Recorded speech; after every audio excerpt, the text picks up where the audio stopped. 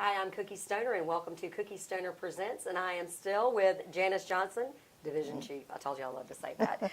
Okay, Janice, what we want to do on this segment is we want to talk about, as we said, the family plan, to get a family plan, a fire plan, safety plan, if you have a small fire, and then, of course, if you drive or come by a big fire. So tell us about what we need to do about a fire safety plan for your family. Okay. Well, the best thing to do is to let everybody in your family know this plan. Right. Of course, all be on the same page. Everybody Yes. be on the same page. If you have second floors, Yes. second or third floors, it's a good idea to have an escape ladder that you can put at the window to get out that way, because a lot of times you might not be able to get down the hall. Right, you may not be able to get down. Sure. Make sure your smoke detectors are up and working. Change your batteries twice a year. Most important. Absolutely. Have them in appropriate places, outside your bedrooms. Don't get them too close to the kitchen, because cooking will set them off. Somebody who cooks, that's right. That has happened. Yes. If you have gas heat, make sure that you have the appropriate ones that will check for carbon monoxide also, because it's odorless, it's not fixant, so you need to have those. Make sure that you've got an area that is safe to get out to. Try not to go back in. That's where a lot of times people try to go back in to get a pet, a family item. And we all love our pets. Trust me, I have 6 cats.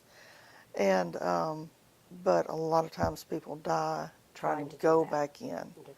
You know, if you can grab them on the way out, absolutely. But just going back in is just never a It's good idea. never a great thing. Yeah, unfortunately. It's deadly sometimes. Well, also, so you're saying, so have a family, I've always heard have a family meeting spot, like on the Sure. front lawn or Front lawn by the something, or the back mailbox, lawn, right. or front lawn by the Absolutely. mailbox or something. Right. And then, of course, call 911. Absolutely. Get out of there. And I think, as you said, of course, our animals are quite important, but, many times people will be like, oh, I've got to go get my wedding pictures or something. And that's It's dangerous. it's very dangerous to do that for many reasons. Not just, of course, the smoke, and as you and I will talk a little bit about the flashover, or what I think we call it. Okay, so tell me a little bit about what to do if you have like a small fire. We had a kitchen fire a couple of months ago, and your guys came, and we couldn't, of course, perhaps if we had not panicked and closed the oven door, it may have gone out, but it looked like it was doing this. And of course, I'm like, grab the salt. And Alan's like, grab the baking soda. And I'm like, no, it's salt. Well, he was right. It's baking soda. It's baking Yeah, soda, it was yeah. baking soda. Of course, I had to clean up salt forever. I was like, I was kind of embarrassed. But, it's something I'd heard as a child. I thought, but here I am, 55, and I didn't know what to do. Right. If you've got a small fire, the best thing you can do, as you said, if it's something, say you've got a roast or something cooking, a meatloaf, splashes some grease out on the element in the oven, well, it's going to burn. Right. Or get a puddle in the middle of the oven, it's going to burn. Shut the door. Shut the door and it will It's going extinguish. to go out. Right. Or Okay. throw you some like baking a soda candle on there. goes out when Exactly. you do that. Okay. Or throw baking soda on it. If it's on your stove, if it's a grease fire, please, please, please do not grab it and carry it. Not only will you spill it on you, you're going to catch everything else in your house on fire. That's a big deal, because that is something you Put a think, lid I'll get on it and run out, but do not do that. Absolutely. So put a lid on it. Do not put water on it. And do not put water on it. Put a lid on it. So put a lid on it, literally put a lid on it. Put a lid on it, basically. Or grab, as you said, the baking soda. Of course, everything I've read, too, is like, okay, you've got to have enough baking soda, obviously. Right. Or if you have a small fire extinguisher. Absolutely. So that's important. And I've always been kind of the safety girl and had my fire extinguisher, but I didn't have it that day. So, but I do have the baking soda. Okay, well, so we've done that. We've got a fire safety plan. We know that get with your family, find, as you said, a place. And practice it. Practice it, because you don't want to just, because actually, especially with teenagers, they laugh, they think it's no big deal. Practice it in the middle of the night when you're asleep. Everybody's asleep. You think you'll hear those smoke detectors going off. What? You may not. That really, just like you would anywhere else and have a fire drill. That is such a great idea, because then if something happened, then you know you've done it. So we talked about the fire safety plan, family plan. We talked about small fires. Let's talk about, like this fire, seeing that billowing smoke coming out of my neighbors, seeing, and then, the neighbors. Well, actually, we were, as I said, trying to help with the pets. I don't really think we were trying to extinguish the fire, but when you see that, and then we saw the fire department come, and we see them come in and they're trying to navigate, tell me why they're having to navigate what they're having to do. Well, the fire, obviously, may sound redundant, but it's extremely hot. Right. Even on ground level, floor level, it may be several hundred degrees. That's why we crawl. Right. The smoke in there, if there's a lot of it, it's going to be black. You can't see. That's when we feel. Right. And we carry our equipment. We stay low because the smoke and the hot gases are up top. If you're in that environment and oxygen is introduced before the water is ready to be sprayed, we try to get to the seat of the fire before we spray water because we don't want to damage anything more than we have to. If it is such a case that, it's about to flash, which means those hot gases are at the point they're fixing to ignite, then we will, can spray water to cool down and stop that from happening. But if it's in that case, that's why we prefer people, if they see a fire, not to come in, just open a window and break a window out, because where the people are, once you introduce that oxygen, you may start off, you're going to make the fire worse So, a lot of times. that's something to know. So if you come, if there's a fire, a fire, did I say it that way? There's a fire. Of course, I guess if you're trying to, help if you're trying to get somebody out of somebody window, out of obviously, there, that's a different but if you're story. there and you think you're going to, somehow help, Right.